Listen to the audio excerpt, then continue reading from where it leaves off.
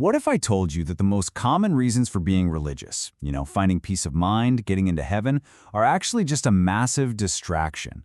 What if the real purpose of religion is something far more powerful, something baked into the very core of human survival? Well, we're about to dive into that, and trust me, it might just change how you see, well, everything. If you're into big ideas like this, do me a favor and hit that like button, and maybe share this with a friend. All right, let's start with the big one, the most fundamental question there is. Why do people believe in religion? Just take a second and think about it. What's the first thing that pops into your head? Is it about finding comfort or meaning, or is it something else? Well, check this out. A recurring Gallup poll in South Korea gives us a really clear snapshot. The #1 answer, and it's not even close, is for peace of mind. 60%. Way down the list, you get things like a better afterlife or to receive blessings, and then to understand the meaning of life. Now, on the surface, that seems pretty logical, right? But what if all of these answers are actually missing the entire point? And that brings us to our first major stop. We're going to challenge these very common answers. The author of our source material, the Venerable Monk Gun Mong Seo Jin, he argues that if these are the only reasons religion exists, then honestly, the whole thing is built on some pretty shaky ground. He puts forward this really sharp question. Look, if the end goal is just to feel a certain way, to get that peace of mind, then why on earth would anyone choose the long, hard, complicated road of religion? Why not just take a shortcut? And here's where he really throws down a gauntlet. He makes this direct and, pretty provocative comparison. He says, if the only thing you want is a feeling, then objectively, drugs are a way more efficient delivery system. The method is simpler, the speed is faster. Religion, on the other hand, it demands huge amounts of effort, passion, and time just to get to a similar mental state. Now, I know what you're probably thinking, but what about the dangers of drug addiction? The author has a counter for that, and it is a heavy one. He asks you to think about all of human history. The wars, the inquisitions, the genocides, all fought because of different religious beliefs. When you look at it like that, the idea that religion is the safer path to peace of mind, well, it gets a lot more complicated, doesn't it? Okay, so if peace of mind is a wobbly reason, what about the other usual suspects? A better afterlife? I mean, that's based on something we have zero objective proof for. And finding the meaning of life? A lot of people figure that out just by living. No scripture required. The author's conclusion is pretty stark. If this is all religion is, then it's not some profound force. It's just a personal hobby, a trivial accessory. And let's be real, people don't start world wars over an accessory. So this is where we make a huge pivot. If religion isn't really about peace of mind or an afterlife, then what is it about? To find out, we have to rewind the clock. I mean, way, way back to the very beginning of human consciousness. I want you to just imagine for a second that you're an early human. Life boils down to two incredibly simple but all-consuming problems. Number 1, find food. Number 2, don't become food. Sustenance and survival. That's the whole game. Now, our ancestors figured out pretty quickly that being diligent helped you find food and being strong helped you fight off a saber-toothed tiger. But that wasn't the whole story.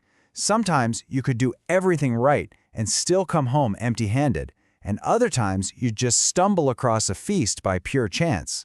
There was another factor in play. They needed luck.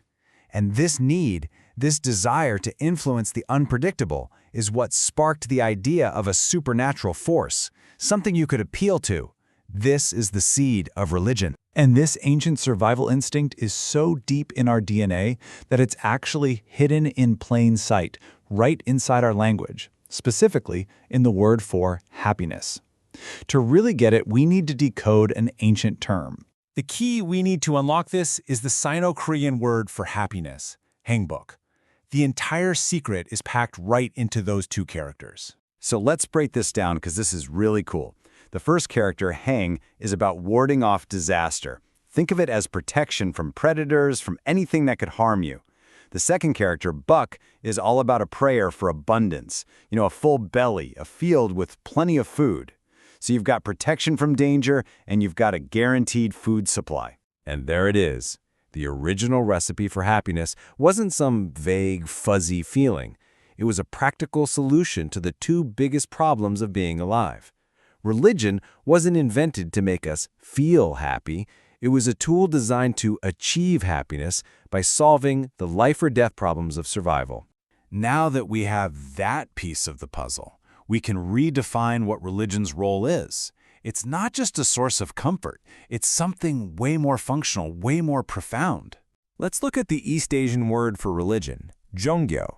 It tells the whole story. Jong means supreme or fundamental. Gyo means teaching. Put them together, and religion is, literally, the supreme teaching. The supreme teaching for what? For getting what you want most, your ultimate concern, which, as we just saw, is happiness, born from security and abundance. Okay, so if religion is the supreme teaching for achieving happiness, we need a better way to think about it. And the author gives us the perfect metaphor, a map. Think of it this way. A religion is a map. The destination is happiness. And what is the single most important quality of any map? It has to be reliable. You have to be able to trust that it's going to get you where you want to go. And where does that reliability come from? One thing: accuracy. The map has to be based on facts. This little fable about squirrels just nails the point home. You've got two squirrels. They both bury their acorns for the winter. One squirrel marks the spot by looking at a cloud floating in the sky. The other squirrel marks the spot using a giant, unmoving rock. Winter comes. Which squirrel gets to eat? The one who used the rock, obviously. See, both the cloud and the rock are facts. They both exist, but the cloud is a mutable fact. It moves, it changes, it's unreliable. The rock is an immutable fact. It doesn't change, it's a truth. And this right here. This is the core thesis of the whole argument. For any religion to be a reliable map to happiness, it can't be based on shifting feelings, or personal opinions, or things nobody can prove. It has to be based on immutable facts. It has to be based on truth. Now, this might all seem like a pretty personal, philosophical argument, but the author takes this idea and he scales it up, way up, from a personal quest for happiness to the very stability of our entire civilization. He proposes this really radical pyramid of human knowledge. So at the very bottom, the foundation, is level 1, religion, which he defines as our basic hunt for truth. Now, to go hunting for truth, you need tools. That's level 2, math, logic, and philosophy. Once you have those tools, you can start to study the world around you. That's level 3, physics for the material world, and psychology for the mind. And only then, sitting on top of all of that, do you get level 4, basically every other academic field you can think of. This pyramid leads to a seriously chilling conclusion. What happens if that foundational layer, that religious inquiry into truth, is wrong? If we get that first step wrong, then everything built on top of it, the logic, the science, the entire intellectual structure of our world is resting on a foundation of sand. And you know what happens to things built on sand? Which leaves us with one last massive and deeply provocative question for today. In our modern age, where we often value subjective experience more than immutable truth, have we abandoned that foundation? And if we have, are the cracks already starting to show? Could our entire civilization be facing collapse because we've lost our map? Thank you so much for joining me for this explainer, and a very special thank you to the author of our source material, the Venerable Monk Gun Mying Seojin, for these incredible insights. To show your appreciation for his work, please just take a moment and write thank you in the comments below. In our next explainer, we're going to dive into the actual truths that the world's major religions were founded on. You are not going to want to miss it. Until then, stay curious.